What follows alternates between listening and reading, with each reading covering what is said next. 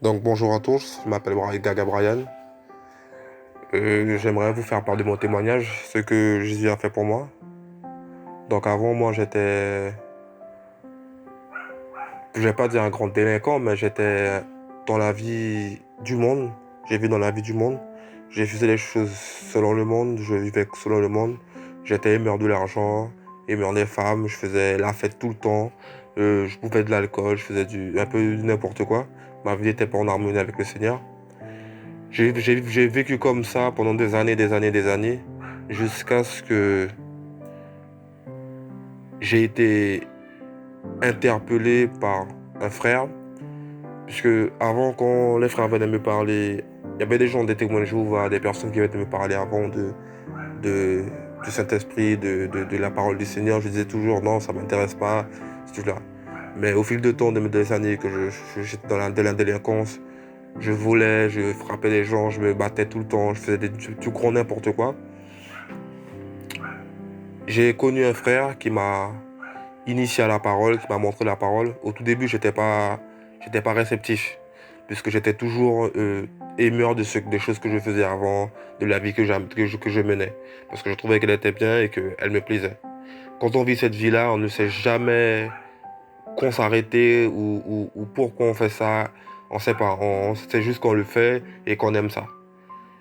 Jusqu'au jour où moi-même, j'ai connu par un frère la vérité qui m'a amené la parole. Au tout début, elle m'a semblé difficile à accepter puisque quand il me disait qu'il fallait faire ça, fallait faire ci, je disais que non, c'est pas possible. Je peux pas arrêter de faire ça, ici et ça. Grâce à lui, il m'a pas convaincu. Parce que c'est pas lui qui m'a convaincu. C'est quand je rentre chez moi tout le temps, je me disais, mais qu'est-ce que ce frère vient me dire là? Qu'est-ce qu'il me raconte là? C'est quoi l'histoire qu'il vient me dire de Jésus, ceci et cela?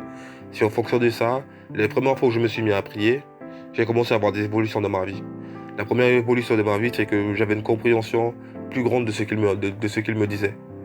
Et j'ai vu peu à peu que j'ai commencé à changer. Mon comportement n'a pas changé tout de suite. Mais j'ai eu comment on va dire ça, j'avais des petits flashbacks de ma vie d'avant. J'avais plein de choses qui me rapportent à ma vie d'avant.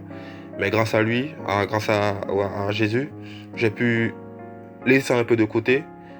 J'ai pu laisser ça de côté et voir réellement quelle est la vraie vérité et dans le vrai sens.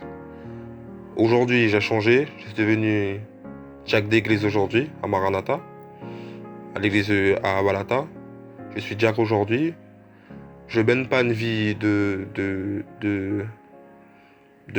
comment dire ça, de grands chrétiens ou de ceci, mais je vis quand même dans, dans la révérence et la satisfaction que Jésus m'a sorti de où j'étais avant. Parce que ça fait vraiment plaisir quand on vit notre vie, de se rappeler toujours que ce que Jésus a fait pour nous. Et le fait qu'il m'a sorti de là où j'étais, quand je regarde ce qui se passe maintenant de là où j'étais, je vois tout ce qui se passe maintenant, je me dis, mais qu'est-ce que je faisais là? Est-ce que là était vraiment ma place? Pourquoi j'étais dans ce truc-là? Pourquoi j'y étais? Pourquoi? Qu'est-ce qui faisait que j'y allais dans ces endroits-là? Pourquoi? Aujourd'hui, j'ai la réponse à ces questions et je remercie le Seigneur, franchement, de ce qu'il a fait pour moi. Et j'espère qu'il fera aussi pour vous ce qu'il a fait pour moi, car ce qui m'a apporté a été d'un grand secours à mon mal-être. Et je peux vous dire que le Seigneur, si vous croyez en lui et vous mettez votre confiance en lui, il vous sauvera et vous sortira de Babylone. Parce que Babylone, personne ne peut de elle-même sortir de Babylone. Car Babylone a toujours des choses à offrir. Des choses que vous ne pouvez pas dire non. Si ce n'est pas le Seigneur qui est avec vous, qui est là pour vous dire non, ne va pas dans ça, ne te mets pas dans là. Parce que Babylone a tellement de choses à donner. Et ne vous dites jamais que quand elle n'aura plus rien à donner, vous allez sortir pour à prendre le chemin du Christ. C'est pas possible. Parce que personne ne vient à Dieu si ce n'est pas le Père qui l'appelle à lui. Donc personne ne pourra sortir. Si vous rentrez, vous ne pourrez pas sortir. Si ce n'est pas le Père qui vient vous chercher. Et je vous l'ai dit, si vous êtes toujours accroché à sa parole, personne ne pourra vous sortir ou vous manipuler ou vous faire quelque chose. Car il est toujours là. Ce sera la fin pour moi. Et je vous remercie de cette écoute. Que Dieu vous bénisse tous.